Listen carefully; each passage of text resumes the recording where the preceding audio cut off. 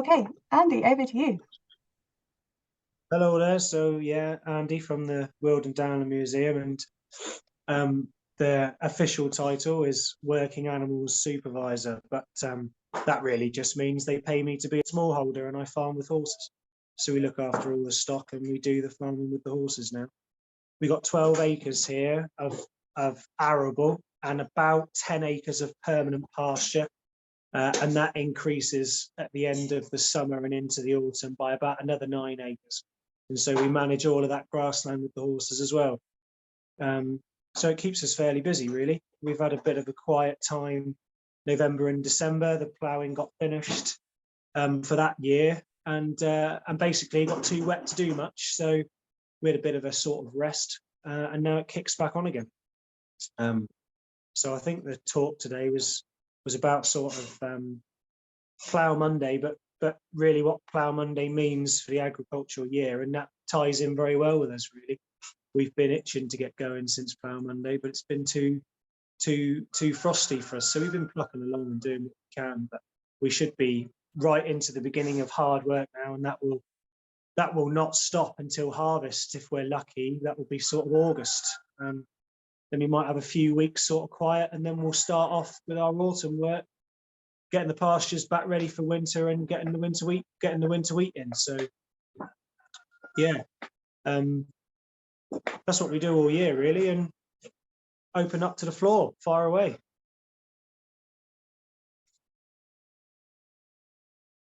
I don't know if my thing's broken or not, but I can't see anyone anymore. They've all gone, and there's no noise either. We're still here, Andy, don't worry. Ah, there you are. Yeah, I'll start you off with a question then. As someone who's just restored a watermill recently, the crops that you harvest off the site, are they all actually used on the site again? Yeah, but none of it goes to human consumption. Because we grow so little, if we were to put our wheat through our watermill, we have to have the watermill taken apart and cleaned. We'd have to have all the grain tested for its various proteins and sugars and all that nonsense. And it's such a colossal amount of money that to do a run on 4 acres just wouldn't be worth it. So our wheat goes as poultry feed. The oats is the equine feed.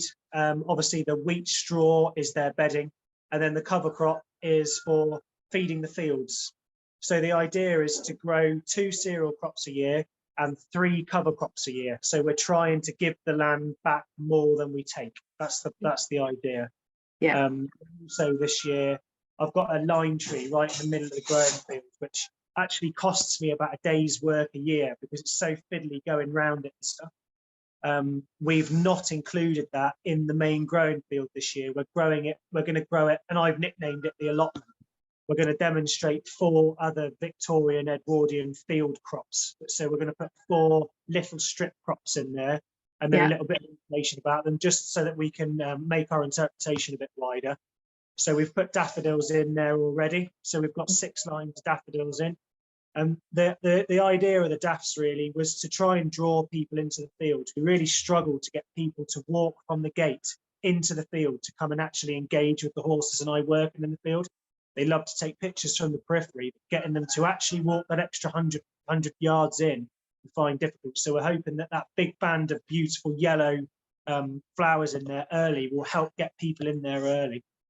We're going to put a run of potatoes in, and that's obviously very well, we're going to try and get a load of kids involved and try and get it hands-on when we lift those spuds. It's an easy crop for people to get included with. We're going to grow a field bean or pea. That will then go as interpretation as drying and go into our Winkhurst kitchen, our Tudor kitchen. And so that will be used as demonstration. And I'm hopefully, if I can source them, going to grow some mangel wurzels as well. And then we can demonstrate shipping mangels and using them as sheep fodder in the winter. So again, it's only a little bit, it's only a demonstration opposed to feed, but it just makes our growing field, opposed to growing 3 things, it can grow 7. Yeah, no, that makes lots of sense. Thank you. And can I ask, how many horses have you guys got at the moment? 4. 4. I know, do you work all of them or are some of them too young? So Thor is my youngster. He's 3, rising 4. So he's sort of getting into the second half of his apprenticeship now. He'll be ploughing today. He's a little bit young for ploughing, really, which means we're going to make our plough a little bit smaller. and we'll probably only do sort of 5 or 6 turns with him. Then we'll hitch him out, we'll go back out in the field with the other 2 and make the plough back down to 9 inches. I plough a 17-inch mouldboard, where an old walk behind plough was only 9 inches. Because I've got so much to do and only me doing it, we've got a big, it's still a walk behind plough, it still handles and everything, but it's got a modern board on it. So for all intents and purpose, it looks the part, but we can get the wearable parts. The wearable parts of ploughs are getting so expensive. Yeah. So we upped it to a modern plough, you know, a modern mouldboard and a modern share. But I mean, we can go to the tractor supply store down the road and get the parts on the shelf. Yeah. That also allows me to plough 17 inches. But with the youngster on, we'll make that furrow much narrower. We'll probably only plough about 14 inches. And like I say, we'll do about 6 turns. What that actually effectively does, though, is 12 turns of a normal plough, because it's so much bigger than a 9-inch. It gives us 6 turns for free.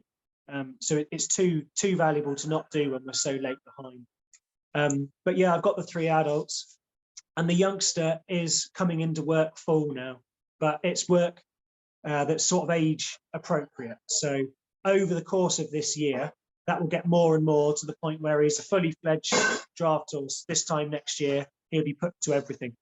So this year's about getting him physically conditioned as he grows. He's sort of like a 15, 16-year-old, where his body's getting mature, but he's not 20 yet.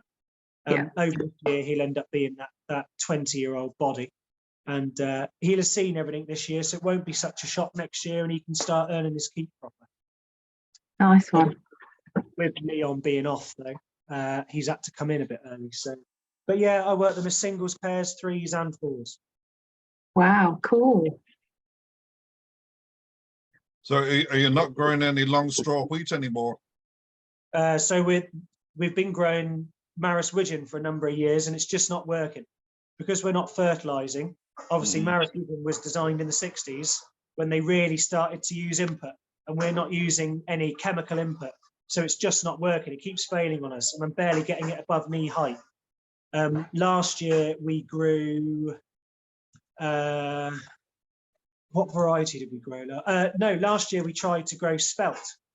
We tried to get a heritage wheat variety, but we couldn't get anyone to sell us any. Where the heritage wheat has really exploded in popularity for artisan bakers and breads, they weren't selling any grain. So we could get spelt, which is obviously much too old for us, which should have given us the height. But of course, because of the drought conditions, it didn't grow. It was awful crop, but I mean, the whole farm had a really tough time. This year, we're going to grow Triticale, which is a wheat rye hybrid. So it will give us the height we're looking for. It should grow to about 5.5 foot tall, but it won't fall over like rye. And we're having a lot of trouble with our binder. Our binder's getting really old. So we're trying to make the crop as user-friendly as possible. So we decided to go for the trick this year. The wheat in it makes the straw stronger. It's a little bit shorter, but it makes it stronger. It's less viable for falling over. So we're going to try that. The intention is to go back to a heritage wheat variety, hence the cover crops. So we need to grow some fertility back in our ground. That's why the Maris Widgeon's not working. I think that's probably why the spelt really struggled in the drought, is because our ground is quite void of organic matter. So it doesn't deal well when we don't get any rain. So that's why we're growing 3 cover crops a year, and we're really, really concentrating on animal feces. We need poop. We need as much poop on those fields as possible, and the best way to do that is with animals. We're hoping in the next couple of years we're going to trial heritage wheat variety again, and hopefully it's a success. And that will, of course, tie in the whole ethos. Really, my ethos is to start treating the farm as a farm, opposed to just as something that can be used as demonstration, which I think the museum has done for a long time. Most of the farming was done with a contractor. It was all done with inputs. The horses just went out there and really played at it. They did a day here and a day there, where now we're farming with the horses all the time. We're trying to obviously demonstrate how a Victorian Edwardian farmer would have done it. And that was about looking after the ground. It's just as important as getting crop out. If you didn't look after the growing matter, you didn't have anything to grow, and then you didn't get paid. So we're really trying to push that message of looking after the ground the ground as a crop itself, opposed to just as a crop, and obviously tying that in historically. And we will hopefully have a bit of a journal that will prove that it works over the next sort of 3-5 years. We're hoping to see increased yield.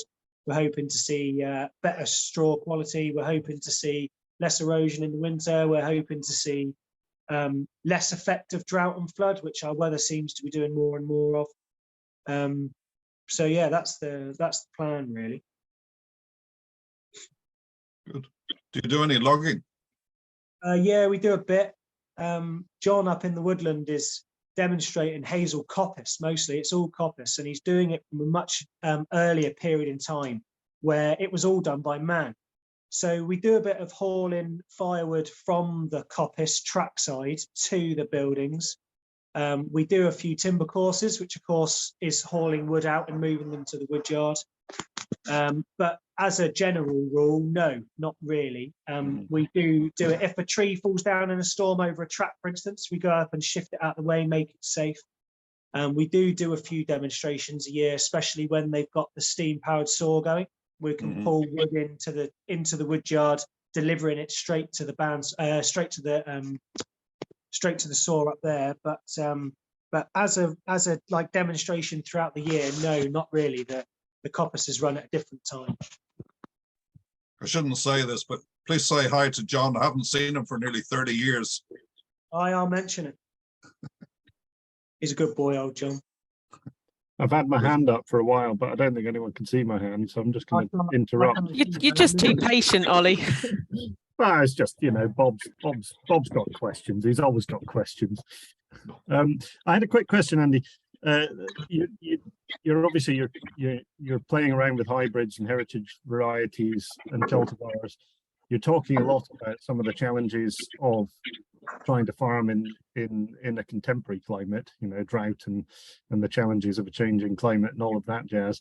I wondered first, how much interaction do you have with the visitors to the museum? And second, how much are you planning to use this as a vehicle to talk more about some of the potential advantages of older ways of doing things in the here and now? Yeah, no. So like we talked earlier about the daffodils' primary job is to try and get people out in the field so we can engage with them more. I have a volunteer that works with me every day.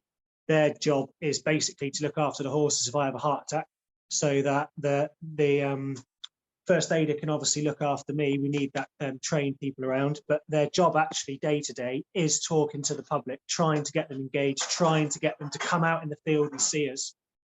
So they do a bit of public wrangling. Obviously, we have the horses parked on the yard at lunch when we come back in for lunch, and that's really where we get most of our volunteer engagement from. But we're really trying to push it this year to get them out there and to get people thinking about it. We've got a new model this year, which we've not done before. We're encouraging people to walk up and down with me whilst I work with the horses. They can get a feel of what it's like to walk on the ground with the horses in front of them. Of course, they're not touching the implements or the reins, but you get the challenge of actually having to walk up and down on a rough field, on a wet field, on a sticky field, on a dry field with the dust, whatever, to try and bring to life what Victorian Edwardian farmer would have actually had to have dealt with. And then obviously they can ask us their questions as they're going along. The discussion about hybrids and things is really the best of a bad job. Ideally, we'd be growing all heritage varieties and showing how they are and how they would have and the challenges and things that came with that, because they haven't changed. But like you talked about, in this contemporary climate, we're really struggling for them to get to be successful. And then we've lost our vehicle to talk. When a crop fails, it's quite important from a talking perspective. You can do everything right and still starve to death in the winter because the weather wasn't on your side. It's still an important message, but it does lose a lot of talking power for a lot of the year. They don't, when we're drilling, obviously they get to see us drilling and then weeding, harvesting. But if there's nothing to harvest and then there's nothing to put through the thrashing machine, then there's nothing to feed. We've lost that message.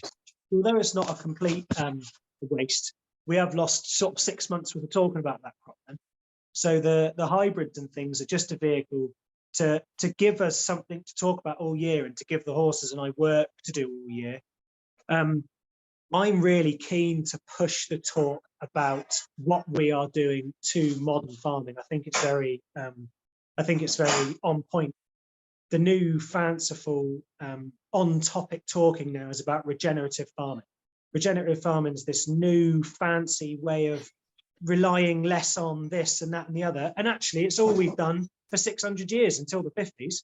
There's nothing different about it. So if we can demonstrate that we can regenerative farm with horses and be successful and prove that our land is better for this message, then why is that not more prudent in the modern world? I think it all ties up together, especially that the time of history that we're trying to portray actually wasn't that far away. You know, we're not trying to prove that something that a Tudor did should be reapplied now. These people did have mechanization, you know, and things, and they were farming much more to sell, opposed to just to look after themselves and get through the winter. It's much more akin to what we do now. So yeah, I think the message is there, and I would like to tie that in, but the clever people in the office are going to help me with that, because I'm not clever enough to be able to bridge the gap. I can talk about it all day long to someone's face, but be able to make something more tangible that people can then read and learn from is outside of my skills. Yeah, do you go and participate in any sort of contemporary sustainable and regenerative farming conferences or activities? No, we don't have any ability to get the horse off the farm currently, so we don't have a horse box or a trailer. So I'm thinking about you as much as the horses, Andy. The other thing with that is time away from the farm. Yeah. So to put it in perspective, we got to try and plough 4 acres to get these oats in by next month. That's going to take basically all of this month. If I lose, say, 3 days a month and it rains on 3 other days, I've lost a week, and I can't ever afford to lose a week. So booking stuff in for the future is really, really, really tough, because if I've lost 3 days or 4 days to the weather, just like we have done now with frost, and then I've got to go to a conference, I can't go. I've got to stay here and plough. Otherwise, the crops don't get in. So I haven't committed to anything yet. I'm hoping over the course of the next few years, because of course I've only been here 3 years. This is my 4th winter. The first winter I inherited someone else's harvest. Then we had COVID, so we did the absolute bare minimum, that we had demonstration, but we weren't spending any money basically. So the year just been was what I'm calling my first season. This is obviously going into my second, and I've already learned masses from actually having a whole season on the ground. Hopefully in the course of, say, 2 or 3 years, I'll have a much better idea of what our calendar actually looks like, and I'll be able to say I can do stuff in them 3 weeks, because for the last 3 years, those 3 weeks have been quiet. But currently I don't have the knowledge to be able to, you know, the knowledge of my calendar to be able to commit to stuff. And the truth of the matter is, what's at home is more important than going somewhere else. Yeah, I mean, if you are thinking of doing things like that, then probably the places to think of going would be the Oxford Real Farming Conference. Yeah. And Groundswell. Groundswell is just enormous, and it's like a hotbed of people talking about regenerative farming.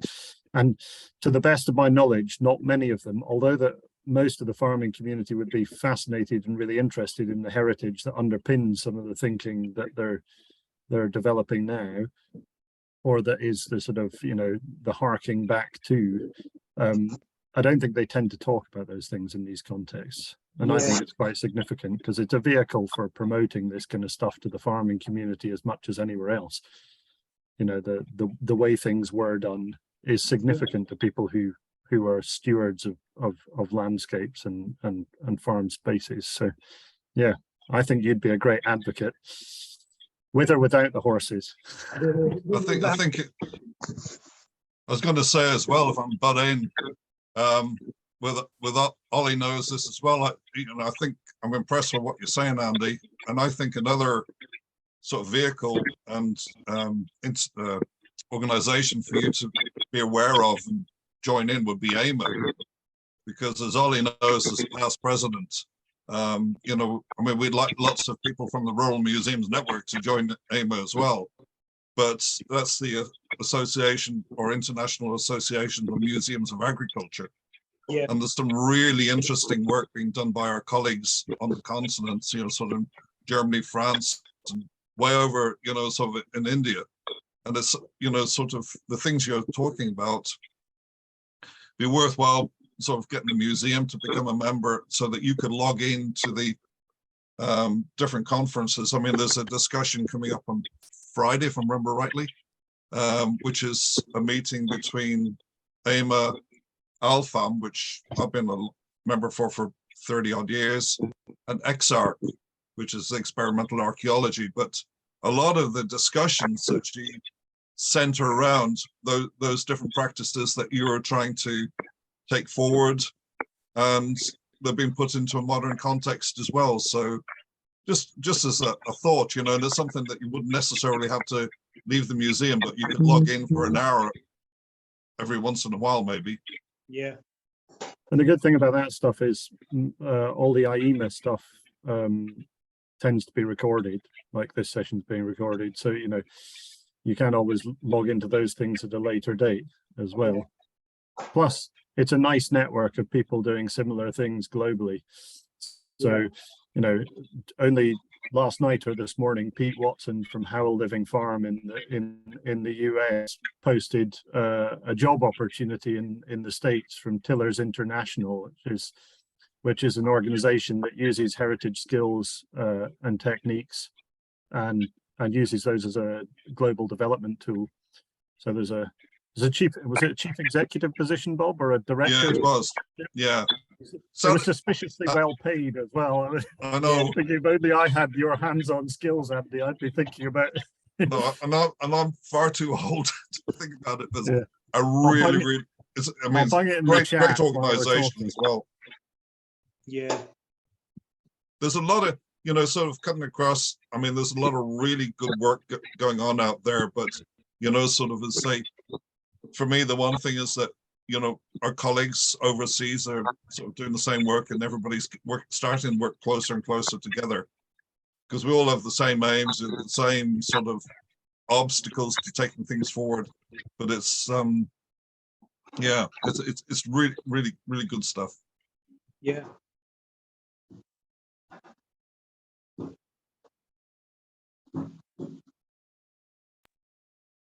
Lisa, do you want to take this opportunity to do your mystery object?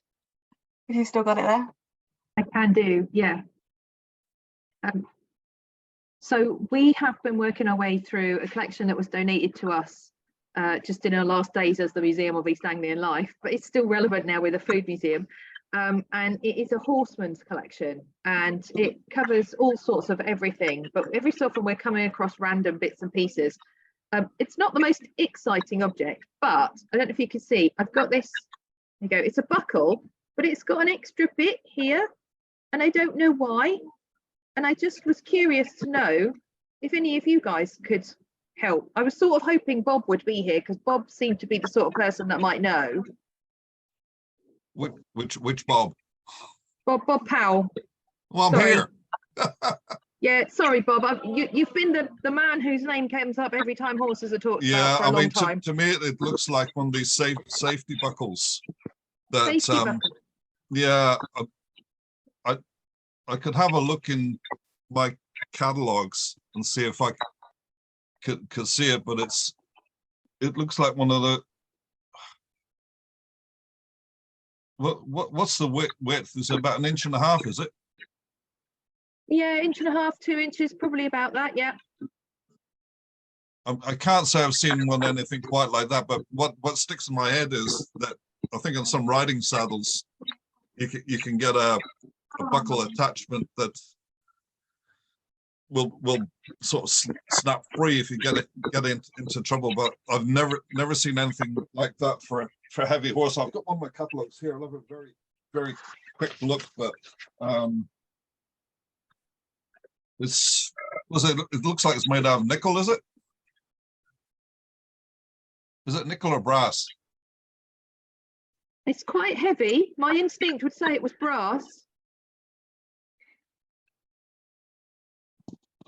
No, I can post some photos in the list afterwards, but I've never seen one like it. That pen's completely straight as well, isn't it? It doesn't have an obvious it closes on. I would agree it's some sort of safety buckle, but I've never seen one, and what it's for, I don't know. Okay, well, we have a, It looks too Go on. heavy to be on the bridle, and you wouldn't want a bridle breaking way. And it doesn't look heavy enough to be on harness. And I don't know where you would put a buckle on a harness for if a horse got in trouble, you could break the buckle for it to No. get out. Okay. I don't know. I wouldn't, it's not for working harness. I'd say it'd be more likely for riding or driving. okay, no, that's fine. I mean, the gentleman in question has worked with Suffolk horses, but he has also then just amassed, I think, probably just anything and everything that you can link to a horse. Yeah, I mean, I've got so like one of my catalogs here. You know, this is William Overton Walsall. I mean, this is 1903, and there's, I mean, several pages of buckles, but I mean, there's nothing even remotely like it. But I mean, I know from some of my old horseman pals, I mean, I've got odd wee bits and pieces here that it was amazing what was made. You know, some of our friends picked up really odd stuff that you would just never see otherwise. But I'll have a look through, as I say, and see if I can see something. But it's pretty unique or unusual, I'd say. Oh, well, I'm glad I asked, because I seriously had absolutely no idea at all, because I'm not into horse harness and horse equipment. With David, my volunteer who sat alongside me, we're learning a huge amount about horse harness and equipment very quickly. So yeah, thank you. Firefighters, somebody says firefighters.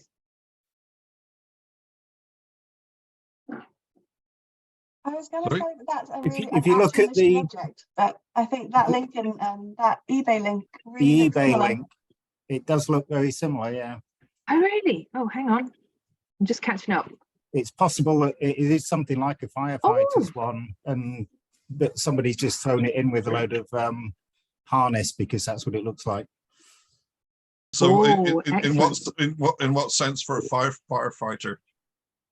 Presumably to be able to dump There's their not- kit if they need to. I don't Oh, know. right. Okay, that's interesting. Okay, well, that will become a talking I don't point. know. I just looked it up. I'm by no means an expert on any of that. Yeah, That's great. might be worth following that up with the somebody like the London Fire Brigade Museum. Yeah, that's a good idea. Thanks, George. Thanks, everybody. That's really helpful. Just picking up where we left off, Andy, I don't know whether you can see the chat if you can't see everyone else, but I bunged another project that's linked to the work of IEMA that you might be interested in, which is Klaus Kropp, the current president of IEMA's project called A Year on the Field.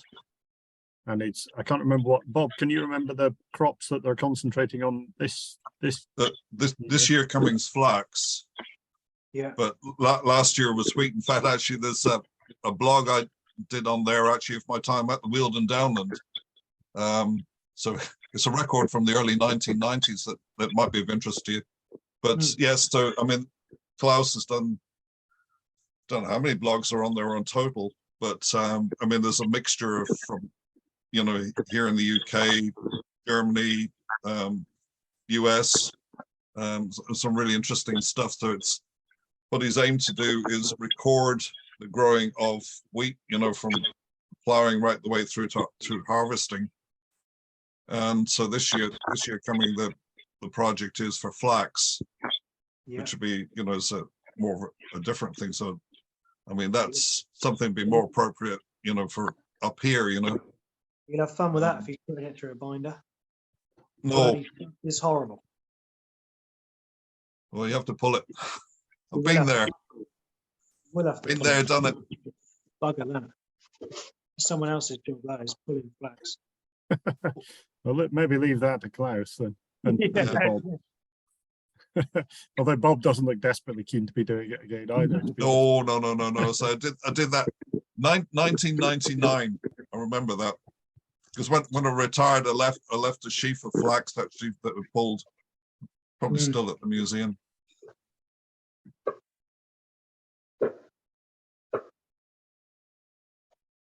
Are there any other questions, horse related or otherwise?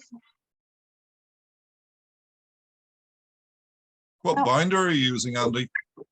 We got the old Albion, but I was donated a Massey this year, which is in pretty decent order, and the museum's got an exact same one. So a friend of mine and I are going to amalgamate the two into one. So this year, hopefully, I'll have a 6-foot Massey binder to use, and we can retire the 4.6 Albion. The old Albion's works, but it's getting tired. It's getting really tired. It was getting tired in my time. Well, I think Nice little binder. for the last 15 years or so, it's only sort of done an hour's work a year. So it's not had a damn sight load of hours put on it. But, Yeah. you know, the last few years, I've asked it to do sort of 2 or 3 days work a year. And we're keeping it going, but we don't want to let a working example fall into a non-working example. It's on the cusp of being saved as a working example. So we're trying to retire it. So Yeah. hopefully I'll have a Massey this year. Have you got any contact with Graham Kirk? You know, makes the binder canvases. No, but Robert does. And actually the binder that came with it has got a whole load of brand new canvases with it. So, well, brand new, they're only 5 years old. Yeah, I wasn't just thinking of the canvases, because Graham's got a huge collection of binders. So if you are looking for spares, it might be worth contacting him for bits that you may not be able to get. Yeah, grand.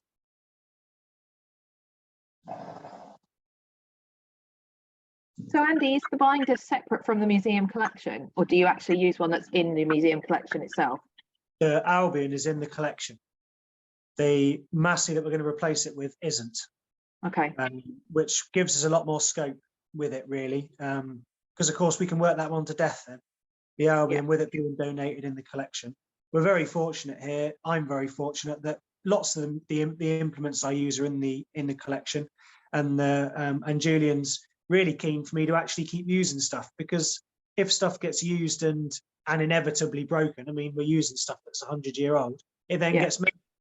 They mend it with the same material in the same method as they would have built it. So it's, you know, it's mended as close to the original as possible, and then they get to learn some skills from mending it, but it keeps everything relevant.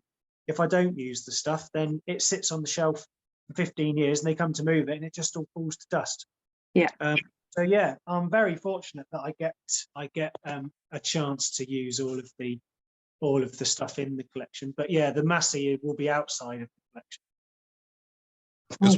It's one of these ethical things that I've always sort of done battle with, because, you know, when you think about it, you've got your core collection, and then you have your working collections, but sometimes you can't get enough for the working collection. But I mean, my attitude was, well, I like to build up working collections, but with the thought that sometimes the items in the working collection are potentially rare. But I mean, you know, as Andy's sort of implying there, that if, you know, once they're worn out, you know, as long as the damage is not sort of totally disastrous, there's still in essence the same artifact that can be used to interpret or be used for exhibition or whatever. It you know, it's one of these things that I say I've done battle with, you know, all over the years. But I think, again, coming back to AIMA, I mean, one of the things that interests me as well is, I think, like, sometimes with the process of, say, ploughing, I mean, there's sort of like was made for Africa, a tool which Ollie will know about, called the cassine. But I mean, it's, you know, sort of, it's one of these modern multi-tools, but from the point of view for not for what Andy's doing necessarily, but for some museums, it's a small modern tool that you can actually demonstrate ploughing and other cultivation processes and let people see. And yet still, you know, in my mind, you can still have, you know, the Victorian Edwardian items at the same time, because, you know, like with ploughing, it's as much the process as it is what the artifact is, or at least that's one of my thoughts. Yeah, no, I completely agree with you. I mean, with the collection, the items we use for our demonstrations, we've got a tractor pulled Albion, and obviously the steam engine and the thrashing drummer, they're all in the collection. We wouldn't have the space to put you know, collection ones and non-collection ones and keep everything undercover. It just wouldn't happen. So yeah, but it brings it to life and it helps people to understand it in a way that they don't when it just sits there. So yeah, interesting. I've got a quick story about Albion. Back in the end of the 1970s to about 1980, I was a vice chairman of what was called the Peterborough District Farm Machinery Preservation Society, where the chap come from Case International, and but he'd been involved with Albion, and he told us the story that, you know, once Albion stopped production, there was no spares. So what they had to do was, if it was a certain part, they had to go around to so-and-so's house, knock on the door and say, can Fred come in and make so-and-so? And that's what they actually did. And then once Fred died, that was the end of the spares. And that little story is stuck in my head for the last, I don't know, first part of 50 years, I suppose. There is an argument about the use of some of the machines as being a means of preserving the machine as well, because with a lot of things, if they just stood around doing nothing, they can deteriorate from the inside, and there's all sorts of things. I was telling Rachel the other day that came to mind a wonderful quote that I used to have at the beginning of training sessions that I did, and it was a quote from several years ago, and I can't remember the complete quote, but it was from the chairman of ICOM, who said something like, the things that society values, they destroy by putting in a museum. And I think, you know, it's really quite an episode thing in this context. That, you know, you put your Reaper binder into a museum and mothball it, and I've seen so many just stood there and quietly falling apart because there's nobody looking at it, nobody maintaining it, and making sure the wheels are greased and things like that. It's you know, there's quite an ethical dilemma in preservation and conservation, that one, but I do agree that a gentle use of these things does actually help and preserve them. I think, well, the other aspect too, which I mean, Alfam in particular, you know, sort of we've been very keen on there, is actually recording various skills. Yeah. I mean, and one of the skills, you know, in relation to a binder is how you use it, how you maintain it, you know, the infamous thing with how do you set the knotter, all these different things, which, you know, if they're not used, and particularly, you know, sort of with, shall we say, younger colleagues coming along now, we need young people, you know, like Andy, who's actually sort of doing these things to be able to carry those skills forward. And there's so many of them have been lost, and, you know, sort of some you see trying to be interpreted, and you know, you shake your hands in horror, you know, because they're sort of being head in horror because they're not actually being done correctly or whatever. So we really need that knowledge to be preserved as much as the artifacts themselves. Yeah. There's one of my bugbears. It is in musical instruments, is that a lot of, especially stringed instruments and things like that, if you don't keep them under the tension that they should be, and say tuned, they can deteriorate quite quickly. And part of the import of a musical instrument is actually the sound. And if it's just stood there, you can't hear it, you know. The Albion, I think that you're talking about is a good case in point, isn't it? If it was there actively being used when you were there, Bob, and you thought it was teetering on the brink of demise at that point, and it's managed to battle on for a good few years since, and Andy's now thinking it's teetering on the brink of demise now. Theoretically, it might be there for another person after you, Andy, or another couple of people after you, and teetering on the brink of demise for them as well. But I mean, you're obviously going to put it out of service, but you know, maybe it'll come out for an hour a year anyway. We'll still put, you know, when we put it away, we'll put it away with the intention of it pulling back out. I want to put it there as a spare. If I have a trouble with the other one, I want to know that one's going to come back out and do the job to get me out of trouble. Hence trying to retire it now whilst it's still got life left in it. You know, it's not to sit there and do nothing. And yeah, it probably will end up coming out and doing a demonstration bit here and there, especially as it's smaller. It's only a 2-horse one. If we're going to do demonstration bits, then doing 4'6" with 2 horses on will be more beneficial than a 6-foot blinder out with 3 on the front. So it won't be retired and forgotten about, that's for sure.